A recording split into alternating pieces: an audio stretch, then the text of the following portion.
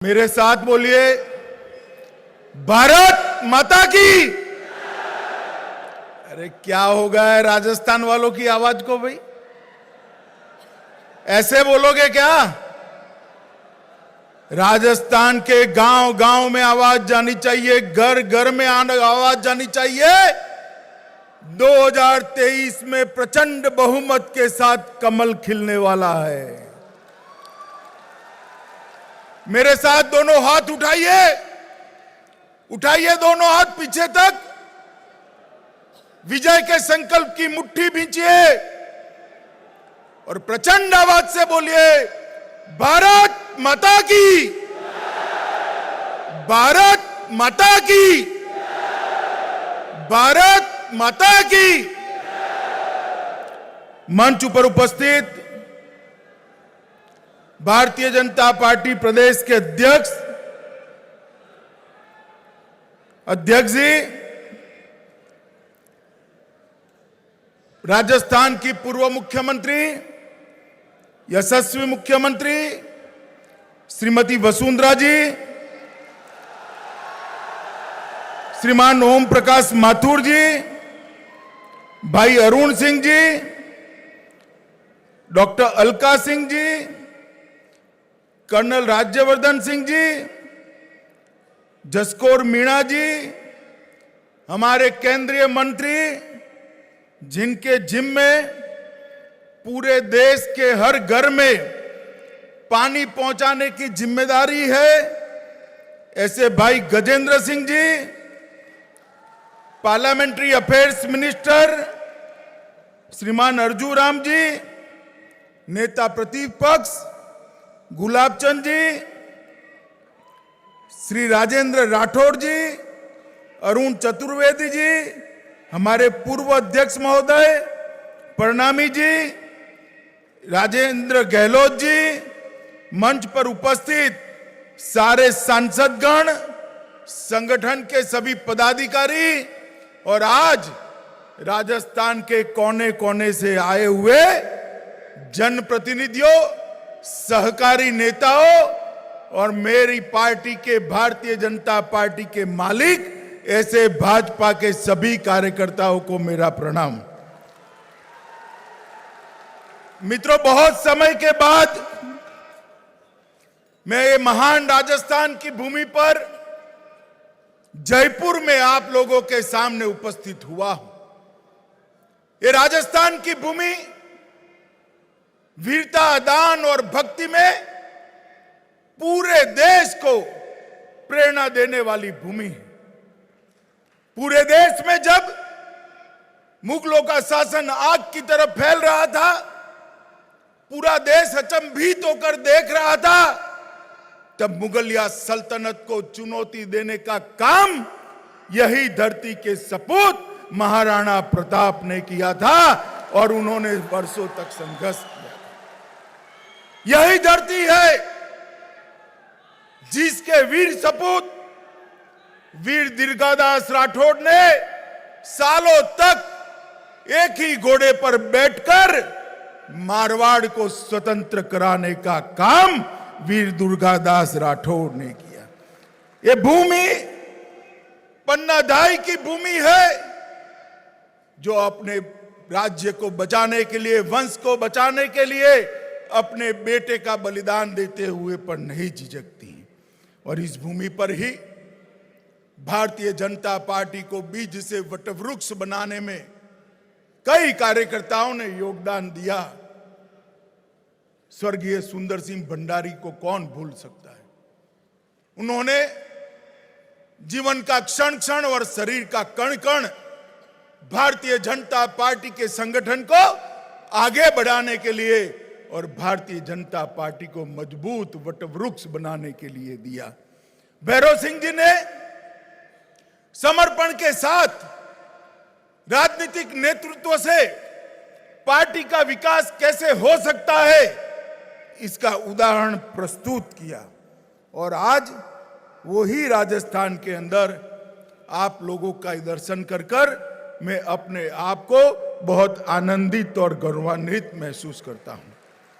मित्रों, कल मैं जैसलमेर था, रात को रोहतास चौकी पर जवानों के साथ था और जैसलमेर में ये रोहतास चौकी के जवानों के बीच में रहे बगैर मालूम नहीं पड़ सकता है कि वीरों की जननी ये अपना राजस्थान क्यों है। मित्रों, ये धरती की मिट्टी में ही कुछ ऐसा है कि यहां से जो पैदा होता है वो आन बान और शान के लिए, देश के लिए जीना और देश के लिए मरना दोनों जानता है। मां तन्नोट के दर्शन कर कर मैं यहां आया हूं और आप सबके बीच में आया हूं, तब आपका उत्साह, आपका उमंग और आपका जोश देखकर मुझे विश्वास हो गया है कि 2023 में 2/3 बहुमत के साथ यहां भारतीय जनता पार्टी की सरकार बनने वाली है। मित्रों, हम सालों से राजनीतिक क्षेत्र के अंदर संघर्ष कर रहे हैं। 50 से दशकों से हमारे पुरखों ने पार्टी बनाई, जो पार्टी संगठन के आधार पर चले, जो पार्टी विचारधारा के आधार पर चले, जो पार्टी हमारी सनातन संस्कृति को आगे बढ़ाने वाली हो, जो पार्टी भारत के गौरव के अंदर, भारत के गौरव में रची बसी हो, जो पार्टी इसी धरती के मिले संस्कार और इसी मिट्टी की सुगंध को लेकर आगे बढ़ने वाली हो। और ये पार्टी की यात्रा कई सालों तक चली, कई पराजयों को हमने सामना किया, हंसते हंसते पराजय झेले, जमानतें जब्त होती थी तो भी कार्यकर्ता को आइसक्रीम खिलाने वाले लोग मैंने भी मेरे जीवन काल में देखे हैं, आपने भी देखे होंगे मित्र। और ये पार्टी की यात्रा बढ़ती बढ़ती बढ़ती, पहले दीनदयाल जी और श्यामा प्रसाद जी, बाद में अटल जी और अडवाणी जी और ढेर सारे सहयोगी उनके 2014 तक लेकर आए।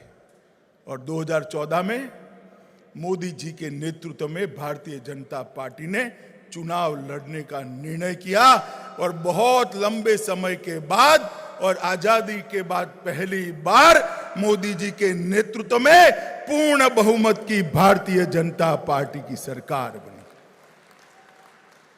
आप लोग ताली बजा रहे हो, मगर मैं आपका धन्यवाद करने आया हूं, क्योंकि पूर्ण बहुमत की जब मोदी सरकार बनी, भारतीय जनता पार्टी के कमल की पूर्ण बहुमत की सरकार बनी, तब इसी राजस्थान की वीरभूमि ने 25 में से 25 सीटें नरेंद्र मोदी जी को देने का काम किया। और 2019 में जब भारतीय जनता पार्टी 300 पार गई, तब भी 25 में से 23 सीटें देने का काम यही मेरे राजस्थान के लोगों ने, यही मेरे राजस्थान के प्रिय कार्यकर्ताओं ने किया था। तो मोदी जी दोनों बार प्रधानमंत्री बने, इसमें राजस्थान की जनता का आशीर्वाद का बहुत बड़ा हिस्सा है, बहुत बड़ा इसके अंदर भूमिका है। और इसीलिए मैं आपका आह्वान करने आया हूं कि यही राजस्थान के अंदर फिर से एक बार ये निकम्मी और भ्रष्टाचारी अशोक गहलोत सरकार को मूल समेत उखाड़ कर फेंक देना है और यहां पर भारतीय जनता पार्टी की कमल के निशान वाली सरकार बनाना है। और बहुत कुछ किया है 7 सालों में मोदी जी ने, भारतीय जनता पार्टी की सरकार ने देश के लिए। मित्रों, मैं आज आपको याद कराने आया हूं, इंदिरा जी ने गरीबी हटाओ का नारा दिया था, 70 के दशक में दिया नारा। 2014 में मोदी जी आए, तब भी करोड़ों गरीबों के लिए घर नहीं था, करोड़ों गरीबों के घर में बिजली नहीं थी, करोड़ों माताएं टहनियां और कंडे जलाकर खाना पकाती थी, धुआं खाती थी। गरीब के स्वास्थ्य का कोई ठिकाना नहीं था, गरीब की भूख भरने का कोई रास्ता नहीं था, गरीब मां और बच्ची के लिए शौचालय की व्यवस्था नहीं थी। कांग्रेस पार्टी के नेता जो टीवी पर सुनते हैं सुन ले, आपने गरीबी हटाने की जगह गरीब हटाओ का काम किया था। गरीब हटाओ का काम, गरीबी हटाने का काम 2014 के बाद जब पूर्ण बहुमत की भारतीय जनता पार्टी की सरकार श्री नरेंद्र मोदी के नेतृत्व में बनी तब हुआ। और 7 साल के अंदर ही मैं आज कह सकता हूं हर गांव में बिजली है और हर घर में बिजली पहुंचाने का काम भारतीय जनता पार्टी की मोदी सरकार ने किया है। 11 करोड़ से ज्यादा घरों के अंदर 11 करोड़ से ज्यादा घरों के अंदर शौचालय बनाकर बच्चियों और माताओं को शर्मसार होने से बचाया है। वो आज शर्मसार हुए बगैर अपने घर के साथ अंदर सम्मान के साथ जी रही है। इनके लिए शौचालय की व्यवस्था की। 2 करोड़ से ज्यादा घर बनाए। 13 करोड़ घरों के अंदर 13 करोड़ घरों में गैस का सिलेंडर देकर घरों को धुएं से मुक्त करने का काम भारतीय जनता पार्टी के नरेंद्र मोदी सरकार ने किया है। हर घर के अंदर 5 लाख रुपए का पूरा स्वास्थ्य का खर्चा, ऑपरेशन कराना हो, अस्पताल में जाना हो, दवाई लेनी हो, MRI कढ़ाना हो, कुछ भी करना हो, 5 लाख तक का पूरा खर्चा आज मोदी सरकार 60 करोड़ गरीबों का दे रही है। मित्रों, 60 करोड़। आज गरीब के ऊपर अपने बूढ़े बाप की बीमारी का कोई बोझ नहीं।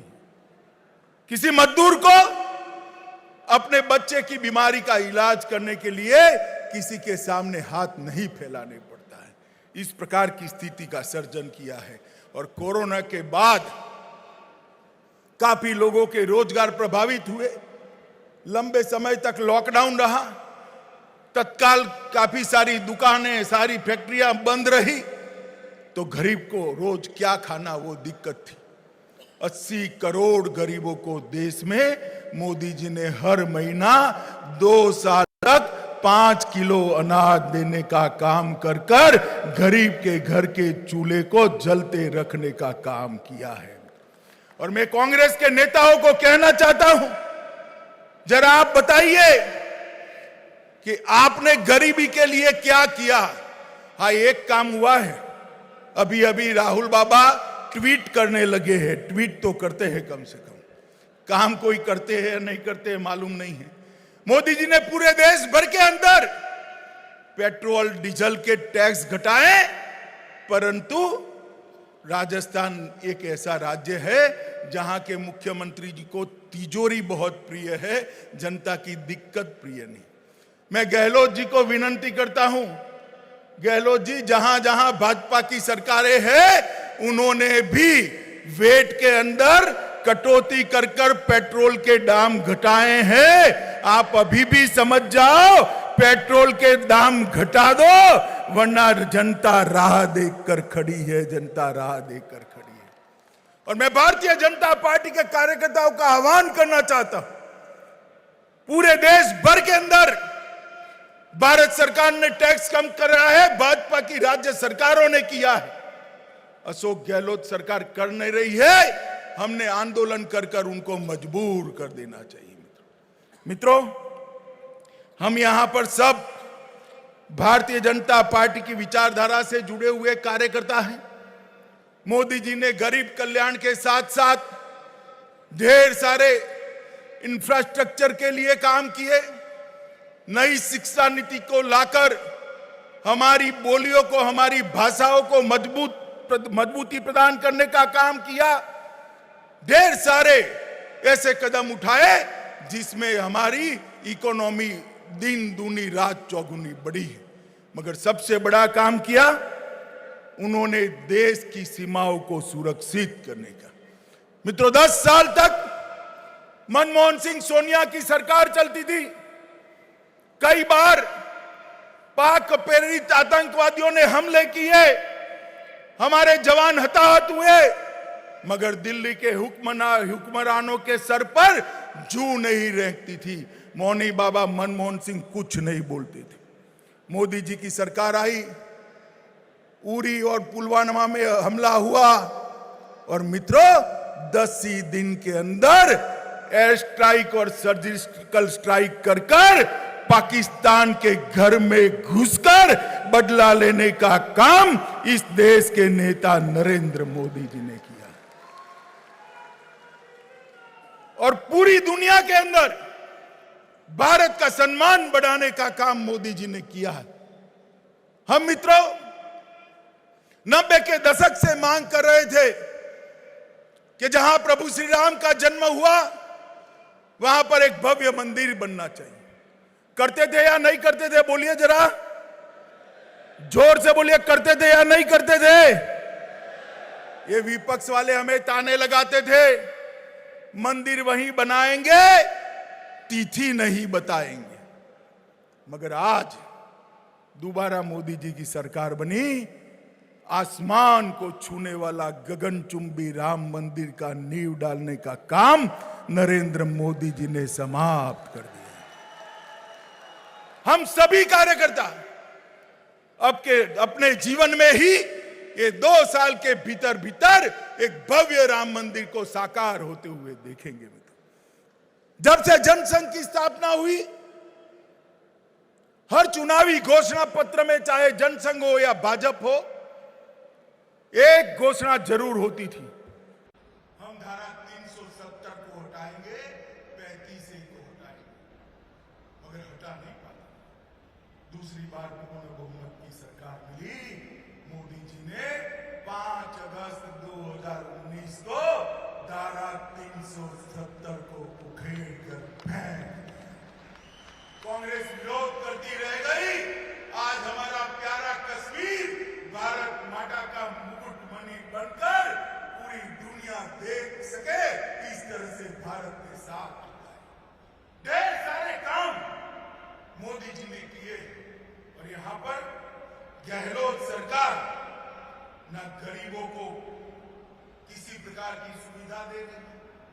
वसुंधरा जी की सरकार ने ढेर सारी चालू की हुई गरीब कल्याण की योजनाओं को बंद कर दिया है, तोड़ दिया है, मरोड़ दिया है। ढेर सारे काम जो भारत सरकार करना चाहती है उसमें रोड़ा बनी हुई है। बहुत सारा कर्जा लेकर प्रति व्यक्ति 65,300 रुपए का कर्जा, आज राजस्थान में बच्चा पैदा होता है 65,300 रुपए का कर्जदार पैदा होता है। और उनको हमेशा मेरी सरकार गिर जाएगी, मेरी सरकार गिर जाएगी, मेरी सरकार गिर जाएगी। भैया कौन गिरा रहा है? कोई नहीं गिरा रहा है। मगर आप ऐसा क्यों कर रहे हो कि आपके ही लोग भागे जा रहे हैं? भारतीय जनता पार्टी कभी आपका सरकार नहीं गिराएगी। भारतीय जनता पार्टी 2023 में जनता के सामने जाकर मजबूती के साथ हमारा पक्ष रखकर प्रचंड बहुमत के साथ फिर से चुनकर यहां पर आने वाली बैसाखियों के आधार पर चलने वाली गहलोत सरकार ने चुनाव में आने से पहले वादा किया था कि बेरोजगारी भत्ता देंगे। बहुत सारे युवा है भाई, किसी को मिला है क्या? मिला है क्या? मिलने वाला है क्या? झूठे वादे देकर ये लोग सत्ता में आए हैं, वादा पूरा करने की हिम्मत नहीं है। किसानों का ऋण माफ करने का वादा किया था। मैं पूछना चाहता हूं कांग्रेस के नेता राहुल बाबा से, भैया आप कहते थे किसानों का ऋण 10 दिन में माफ कर देंगे, यही जयपुर ने कहा था। कितने दिन हुए, क्या हुआ? आपने तो कुछ नहीं किया। मोदी जी ने देश के 11 करोड़ किसानों को हर साल 6,000 रुपया लेकर 1.5 लाख करोड़ रुपया किसानों को भेजने का काम भारतीय जनता पार्टी की सरकार है। आप अंतरकलह के अंदर ही व्यस्त हैं और पूरे राजस्थान के अंदर लॉ एंड ऑर्डर की व्याख्या ही बदली। लॉ एंड ऑर्डर का मतलब होता है कानून और व्यवस्था। गहलोत जी ने इसका मतलब कर दिया है लो और ऑर्डर करो, लो और ऑर्डर करो। ये पूरी भ्रष्ट सरकार, ट्रांसपेरेंट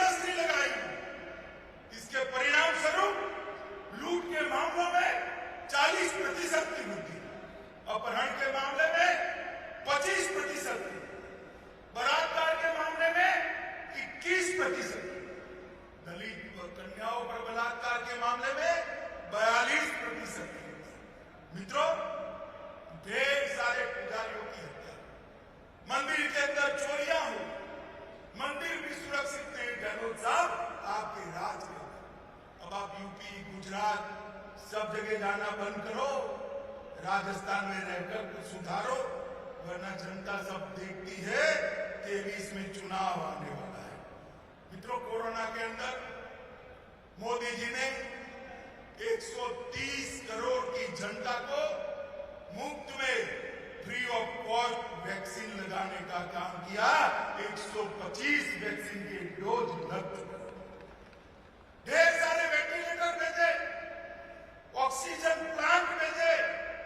1500 वेंटिलेटर जो भारत सरकार ने भेजे थे वो रास्ता कर गए हैं। एक तो भरतपुर के निजी चिकित्सालय से मिला वेंटिलेटर, हमने भेजा था जनता के लिए, और वो वेंटिलेटर मिल रहे हैं निजी चिकित्सालय से। ऑक्सीजन प्लांट भेजे, वो भी शुरू नहीं कर रहे हैं। भर्ती भी बंद है, शिक्षा का बेहाल है। गहलोत साहब, आपने विकास के रास्ते पर चल पड़ा। वसुंधरा जी के नेतृत्व में जो राजस्थान था उसका बंटाधार करने का काम किया है, बंटाधार।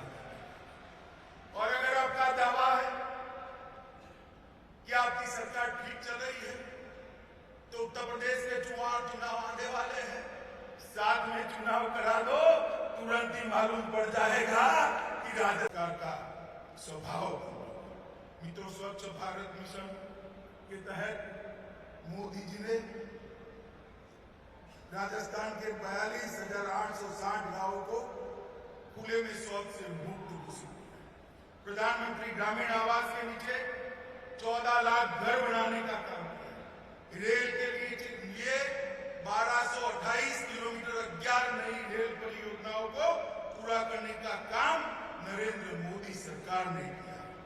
50,000 से ज्यादा गांवों का विद्युतीकरण कर गाड़ियों तक विद्युत पहुंचाने का काम किया। भारतमाला परियोजना में 2400 किलोमीटर रोड बनाए, ढेर सारे काम। मगर मित्रों, मैं फिर से एक बार आपको कहना चाहता हूं, इस बार कच्ची भूची सरकार नहीं चाहिए, 2/3 बहुमत से सरकार चाहिए। आप राजस्थान के गांव-गांव से आए हैं, पंचायत के प्रतिनिधि है, नगर इकाई के प्रतिनिधि है, सहकारी संस्था के प्रतिनिधि है।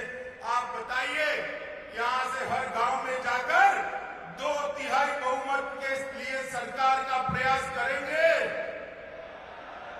सुनाई नहीं पड़ता है, जोर से बोलिए, करेंगे? 23 में प्रचंड बहुमत के साथ सरकार बनाएंगे। मोदी जी के नेतृत्व में फिर से एक बार राजस्थान में भाजपा का ध्वज फहराएंगे। तो मेरे साथ दोनों हाथ उठाइए, उठाइए दोनों हाथ, विजय के संकल्प की मुट्ठी बीजिए और प्रचंड आवाज से बोलिए, भारत माता की, भारत माता की, भारत माता की, वंदे।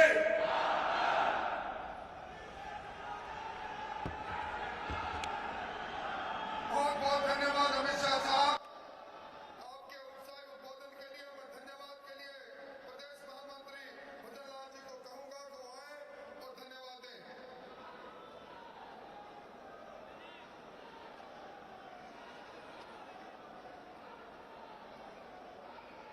गांव-गांव, ढाड़ी-ढाड़ी से आए हमारे सभी जनप्रतिनिधिगण,